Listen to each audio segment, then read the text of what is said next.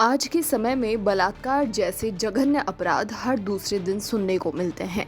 पर एक दौर ऐसा भी था जब बलात्कारियों को नहीं बल्कि रेप पीड़िता को समाज ही नहीं न्यायालय भी दोषी मान लेता था। इन मामलों में अक्सर ये देखने को मिलता है कि सामान्य जन इस अपराध को पुलिस थाने में दर्ज करवाने से कतराते हैं, जिसके परिणाम स्वरूप कई मामले थानों तक पहुंच नहीं पाते। पर बलात्कार के मामलों को थानों तक लेकर जाने में हमेशा वो पहली कड़ी हमें जाननी चाहिए कि आखिर कब बलात्कार का पहला केस थाने तक पहुंचा और उस पर आगे क्या कार्रवाई हुई।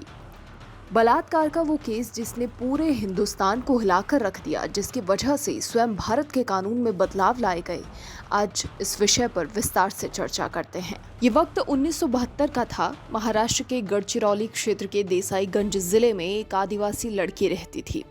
उसकी उम्र 14 या 16 साल रही होगी। असली नाम कोई जानता नहीं, पर घटना के बाद अखबारों ने उसे मथुरा नाम दिया। मथुरा अनाथ थी। उसके 2 बड़े भाई थे, जिनमें से वो एक के साथ रहती थी। घर में 2 पैसे आए, इसके लिए लोगों के घरों में काम करती थी। एक घर में जहां वो काम करने जाती थी, एक औरत नूशी भी काम करती थी। नूशी का एक भतीजा था, अशोक। वो अक्सर उस घर में आया जाया करता था। मथुरा और अशोक की मुलाकात होती रहती थी। वो अच्छे दोस्त बन गए।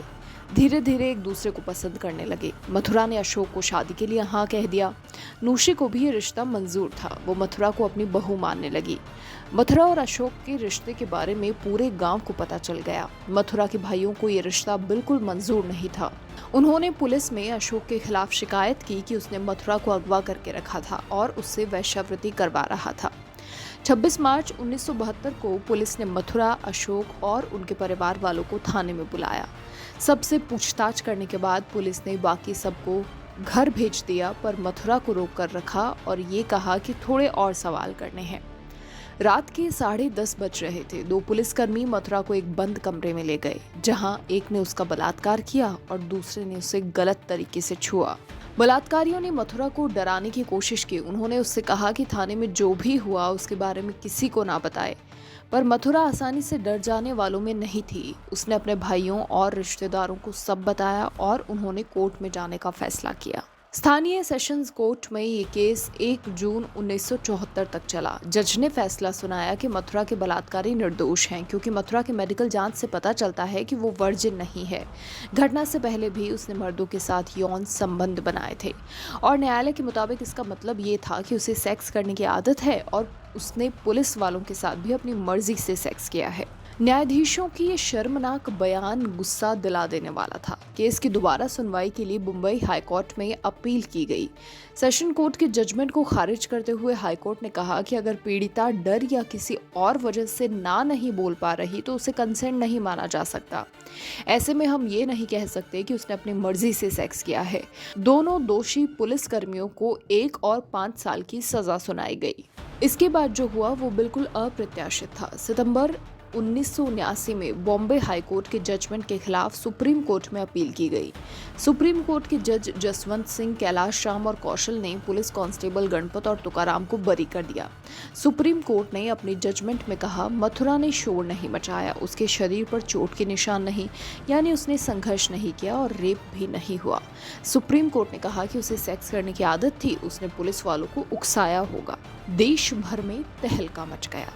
दिल्ली विश्वविद्यालय में लॉ के प्रोफेसर उपेंद्र बख्शी, रघुनाथ केलकर और लतिका सरकार ने पुणे के वकील वसुधा धागमवार के साथ मिलकर सुप्रीम कोर्ट के जजों को एक खुला खत लिखा। वसुधा धागमवार ने ही मथुरा का केस लड़ा था। ओपन लेटर में प्रोफेसर ने पूछा, क्या शादी से पहले सेक्स करना इतना बड़ा टैबू है कि पुलिस को नाबालिग लड़कियों का रेप करने का लाइसेंस मिल जाए। इसी दौरान इस फैसले के खिलाफ देश भर में कई महिला संगठन तैयार हुए, जिनमें से एक था फोरम अगेंस्ट रेप, जिसका नाम बाद में forum against operation of women पड़ा। बाद में आकर सुप्रीम कोर्ट फैसले पर पुनर्विचार करने को तैयार तो हुआ, मगर जजों के मुताबिक मथुरा के पक्ष में फैसला सुनाने के लिए कोई लोकस स्टैंडिंग नहीं था, यानी कानून की नज़रों में मथुरा पीड़िता नहीं थी और उसे अपने लिए इंसाफ मांगने का कोई हक नहीं था। उस समय रेप के कानून इतने मजबूत नहीं थे और रेपिस्ट से ज्यादा पीड़िता के चरित्र पर सवाल उठते थे। इसीलिए कानूनी तौर पर मथुरा पीड़िता थी ही नहीं बल्कि दोषी भी ठहराई जा सकती थी। ये वो दौर था जब उच्चतम न्यायालय आम जनता की पहुंच से बहुत दूर था। इस ओपन लेटर को भारतीय मीडिया तक ने तवज्जो नहीं दी। कुछ महीनों बाद पाकिस्तान के अखबार डाउन ने इसे अपने ओपन लेटर में छापा और तब भारतीय मीडिया ने इस ओपन लेटर पर ध्यान दिया। दिल्ली समेत देश के कई शहरों में सुप्रीम कोर्ट के फैसले के खिलाफ विरोध प्रदर्शन हुए। 8 मार्च 1980 को अंतर्राष्ट्रीय महिला दिवस के दिन दिल्ली, मुंबई, हैदराबाद, नागपुर समेत कई शहरों में स्त्रियां सड़कों पर उतर आईं। केस को रीओपन करने की, मथुरा को न्याय दिलाने की आवाजें तेज हो रही थी, लेकिन सुप्रीम कोर्ट का दिल नहीं पिघला। गौरतलब है कि भारत सरकार ने 1983 में रेप कानूनों को बदल दिया। इंडियन पीनल कोड के सेक्शन 376 में 4 नए विभाग ABCD जोड़े गए। इनके तहत अगर कोई भी पुलिसकर्मी, सरकारी कर्मचारी या महिला, बाल संस्था या हॉस्पिटल का मालिक अपनी हिफाजत में किसी औरत से रेप करता है तो उसे 10 साल की सजा से लेकर उम्र कैद तक हो सकती है। एविडेंस एक्ट में सेक्शन 114A जोड़ा गया, जिसके तहत अगर पीड़िता ये कहती है कि उसने यौन संबंध के लिए हाँ नहीं कहा था तो कोर्ट को इस बात का यकीन करना चाहिए कि उसके साथ जबरदस्ती हुई। मथुरा रेप केस के बाद इन कैमरा रेप ट्रायल्स भी शुरू हुए और विक्टिम की पहचान जाहिर करने पर प्रतिबंध लगाया गया। 1983 में क्रिमिनल लॉ अमेंडमेंट एक्ट भी आया, जिसके तहत अगर पीड़िता मानसिक तौर पर विचलित हो या वो नशे में हो और ऐसे में उसे यौन संबंध बनाने के लिए मजबूर किया गया हो तो इसे बलात्कार माना जाएगा। कोर्ट के आदेश के मुताबिक किसी भी महिला को सूर्यास्त के बाद गिरफ्तार नहीं किया जा सकता। वहीं अगर अपराध गंभीर है तो पुलिस को गिरफ्तार करने से पहले लिखित में मजिस्ट्रेट को कारण देना होगा कि आखिर रात को गिरफ्तारी क्यों की जा रही है। मथुरा रेप केस ने पूरे देश को सोचने पर मजबूर किया था कि बलात्कार क्या है, कंसेंट का उल्लंघन कब और कैसे होता है।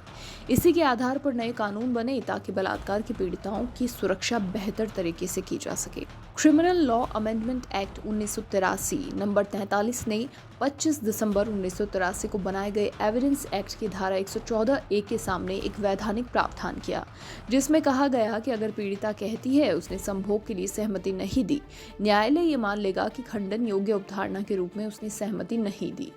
इस घटना के बाद नए कानून बनाए गए। Section 376A, 376B, 376C, 376D को IPC के सेक्शन 376 में अधिनियम किया गया और जिसकी वजह से इस सेक्शन में ये बदलाव आया कि इस सेक्शन के तहत कस्टोडियल रेप को दंडनीय बना दिया। हिरासत में बलात्कार को परिभाषित करने के अलावा संशोधन ने इसे स्थानांतरित कर दिया। एक बार यौन संबंध स्थापित हो जाने पर अभियुक्त से अभियुक्त पर सबूत का भार। इसमें बंद कमरे में मुकदमे, पीड़ित की पहचान, प्रकटीकरण पर रोक और सख्त सजा के प्रावधान भी जोड़े गए। 2 फिंगर टेस्ट। मथुरा की जब मेडिकल जांच की गई थी तब डॉक्टर ने 2 फिंगर टेस्ट किया था। ये रेप टेस्ट का सबसे घटिया तरीका है। ये टेस्ट न सिर्फ वैज्ञानिक तौर पर गलत है बल्कि सुप्रीम कोर्ट ने अब इसे भारत में गैर कानूनी भी घोषित कर दिया है। अब सवाल ये कि मथुरा आखिर अब कहाँ है।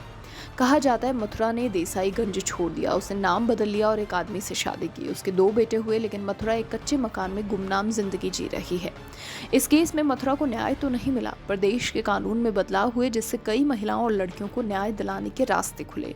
इस केस ने महिलाओं के कानूनी अधिकारों के मुद्दों, उत्पीड़न और पितृसत्तात्मक मानसिकता के बारे में अधिक जागरूकता पैदा की और इसीलिए ये भारत में महिला अधिकार आंदोलन में एक महत्वपूर्ण मोड़ साबित हुआ।